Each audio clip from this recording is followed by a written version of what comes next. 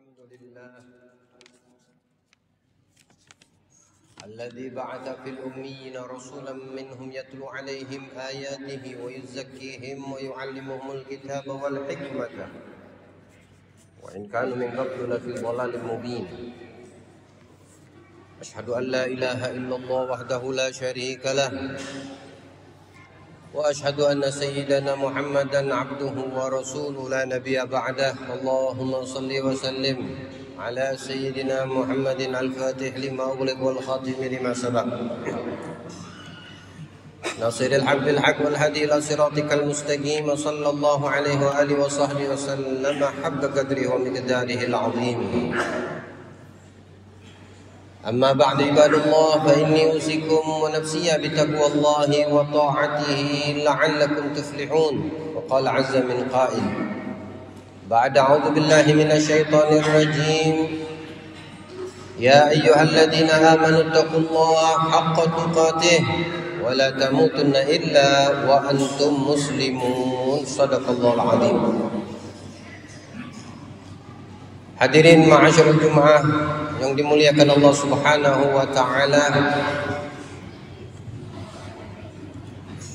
Kita bersyukur kepada Allah mendapatkan paling besarnya anugerah yang tidak diberikan kecuali kepada hamba-hamba yang diinginkan dan dipilih olehnya. Pertama, al-Islam wal iman wal amalus soleh. Nikmat yang seperti ini harus menjadi bagian daripada upaya kita orang-orang yang mendapatkannya di dalam memaksimalkan nilai-nilai ketakwaan kepada Allah Subhanahu wa ta'ala.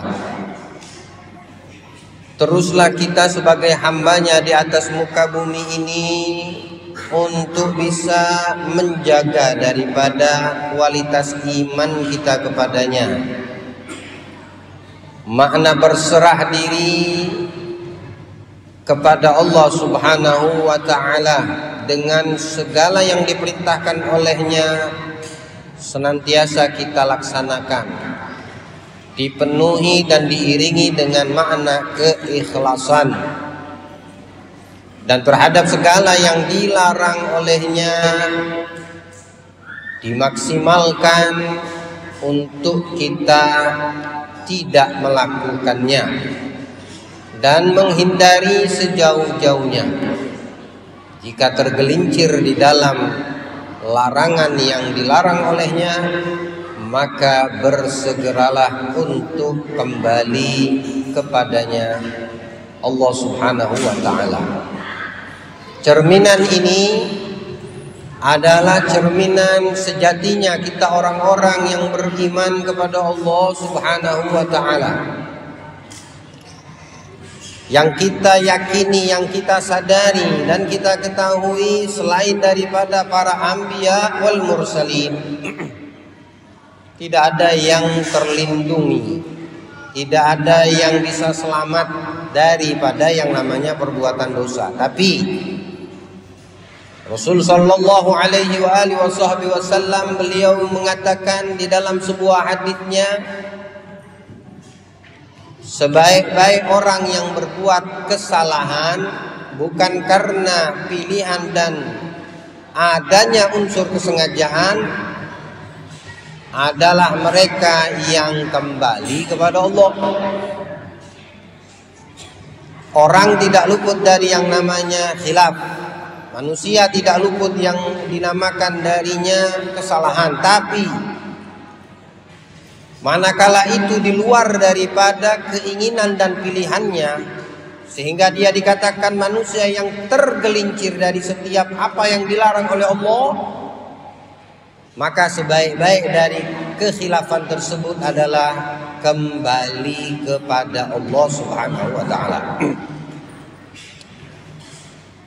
Oleh karena itu, di setiap amal kebaikan yang kita lakukan, dari amal-amal soleh,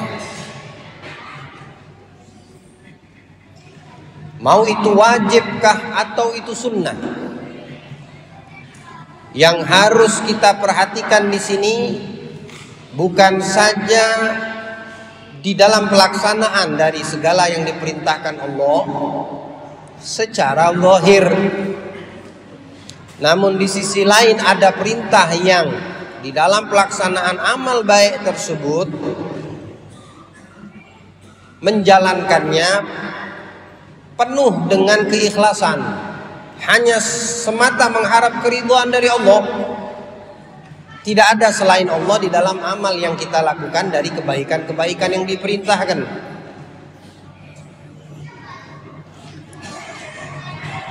Di sisi lain terhadap larangan, tidak saja dari berkaitan dengan ibadah ataupun yang berkaitan dengan hak antara manusia dengan Tuhannya, ada larangan yang berkaitan sesama manusia, itu pun harus bisa kita menjaganya. Terkadang kita hanya memahami bahwasannya setiap kesalahan atau dosa yang kita lakukan antara kita dengan Allah,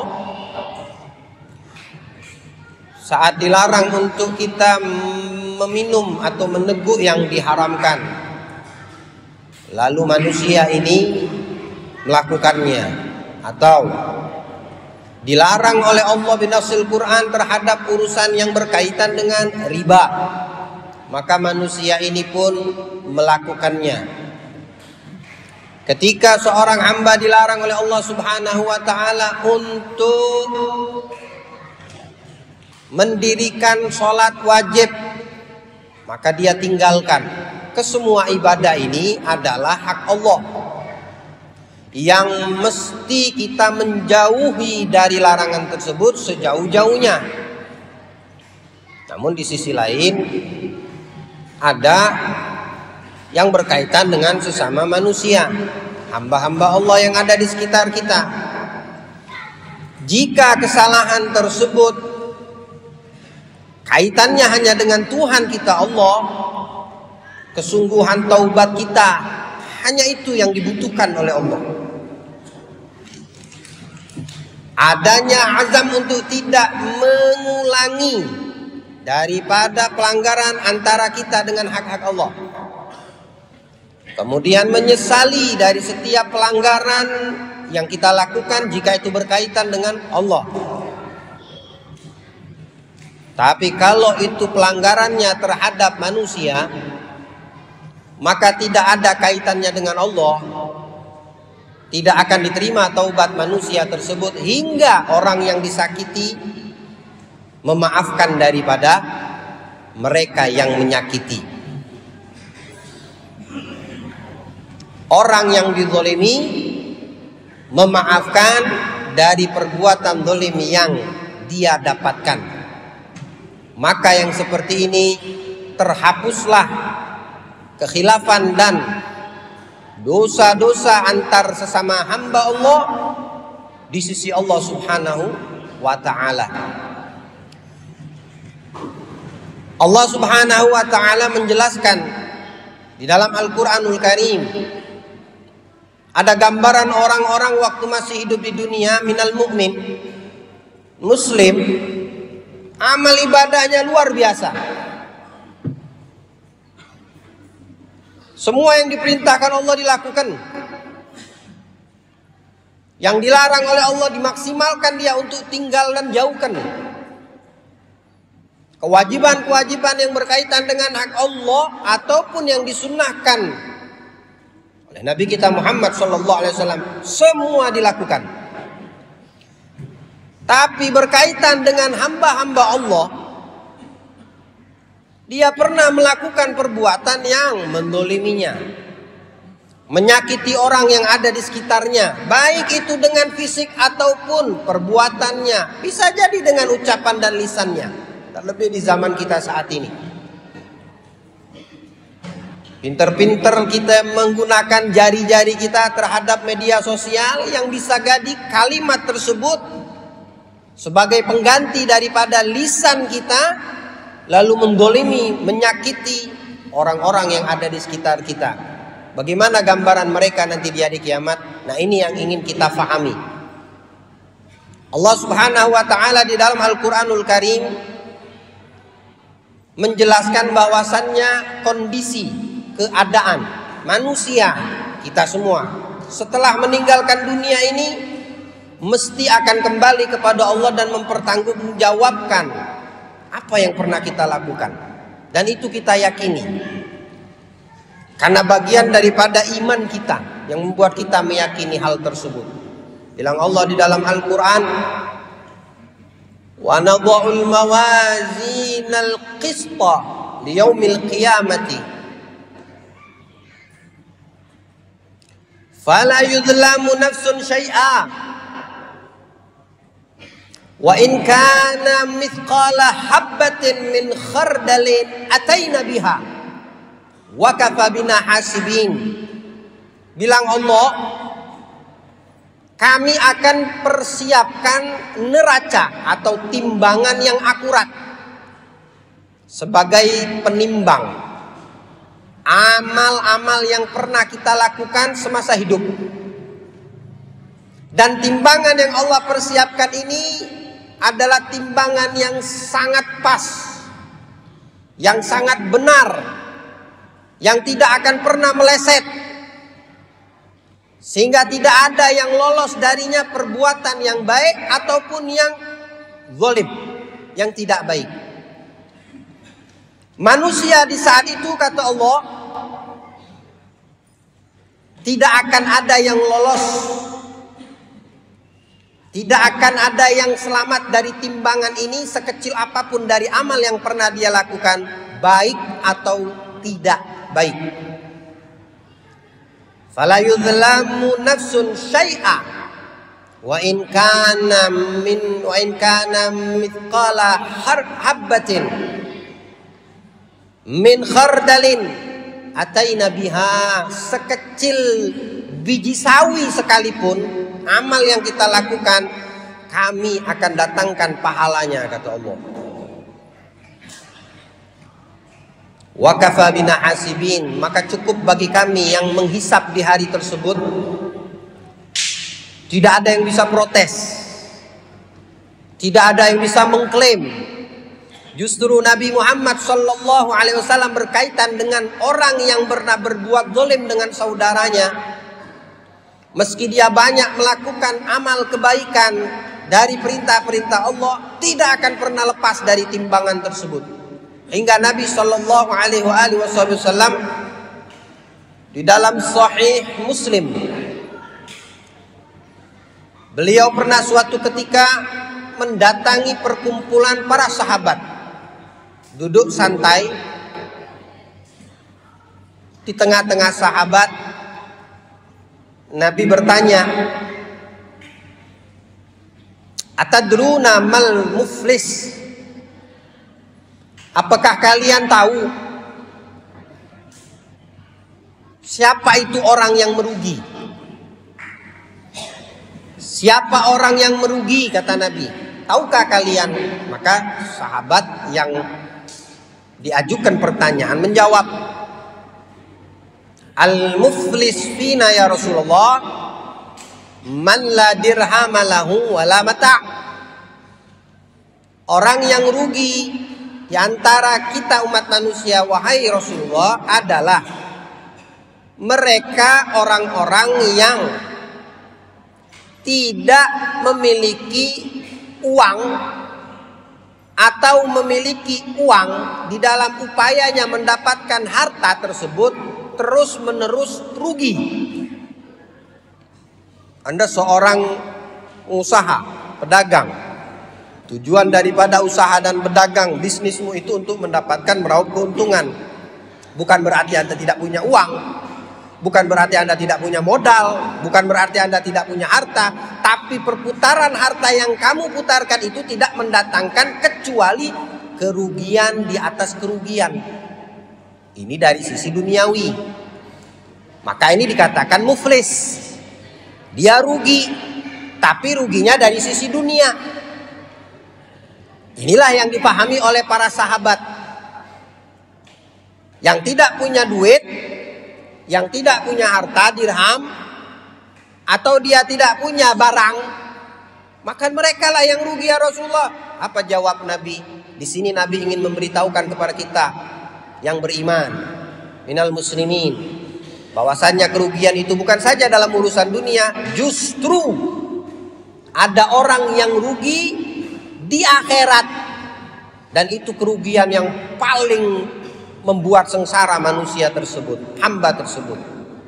Waqala Rasulullah, maka dijawab oleh Nabi, al-muflis, orang yang bangkrut,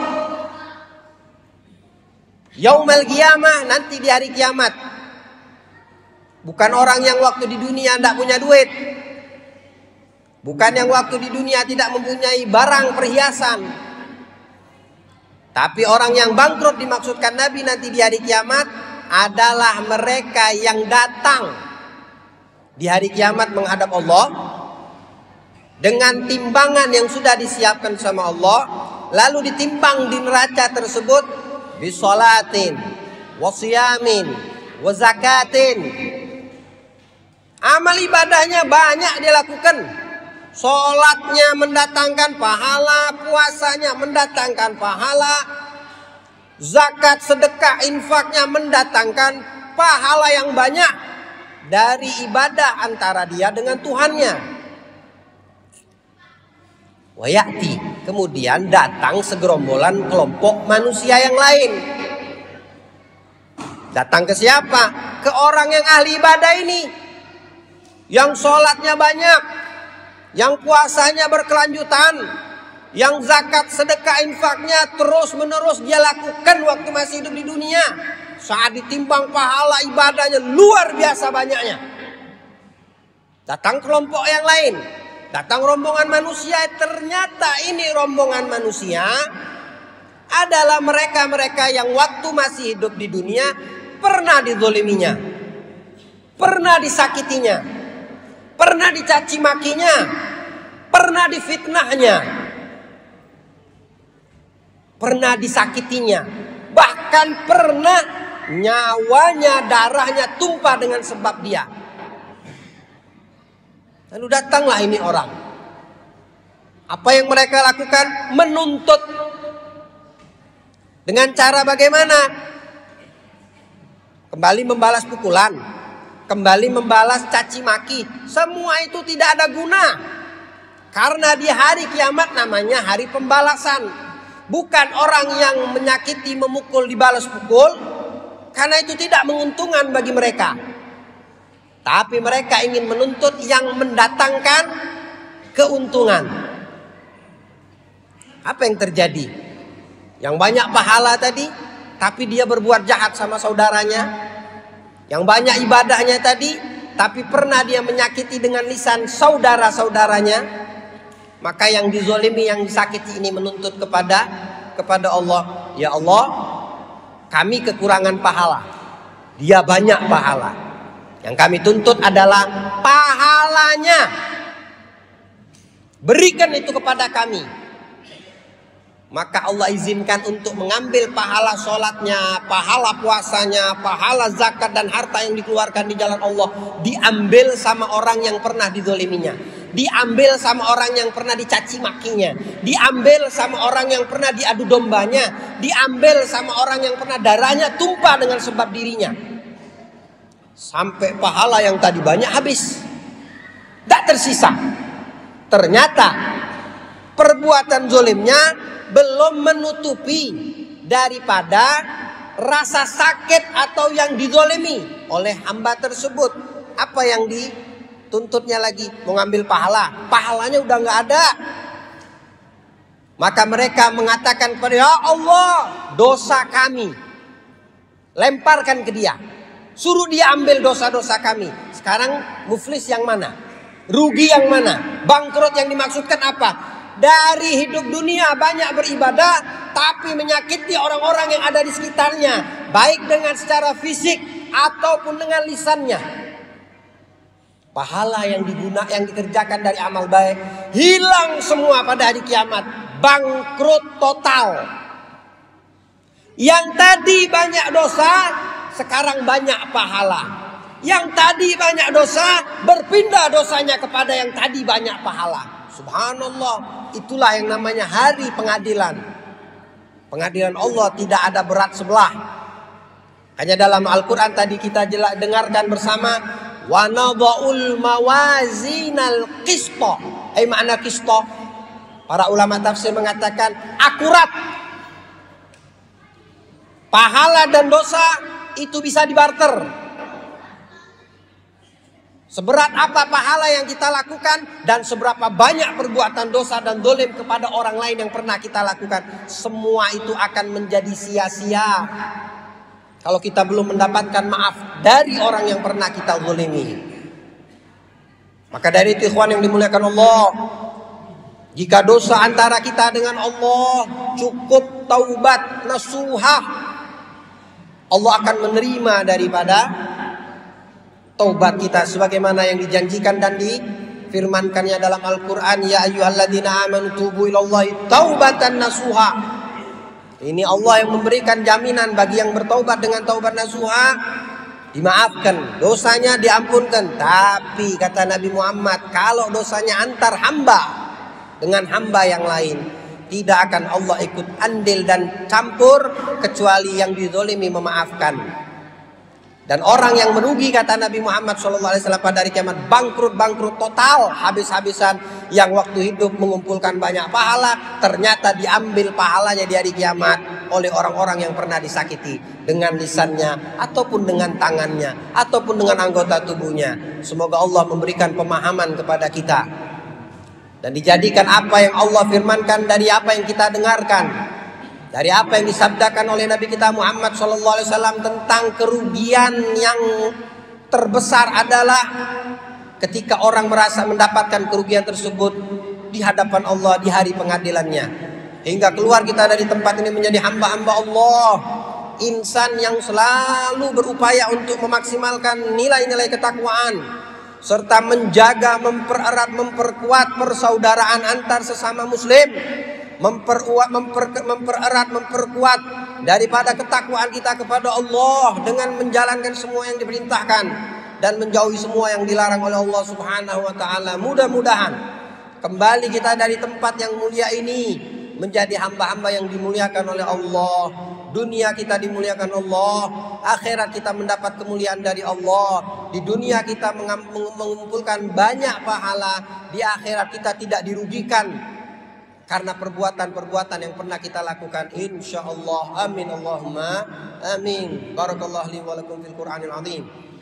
Wa nafa'ana bi wa bi ulumi fid din wa nafa'ana bihi wa bi ayatin minal ayati wa dzikril hakim. Aqulu qawli hadza wa astaghfirullahal azim li wa lakum wa lisairil muslimina wal muslimat wal mu'minina wal mu'minat fastaghfiru innahu wal ghafurur rahim.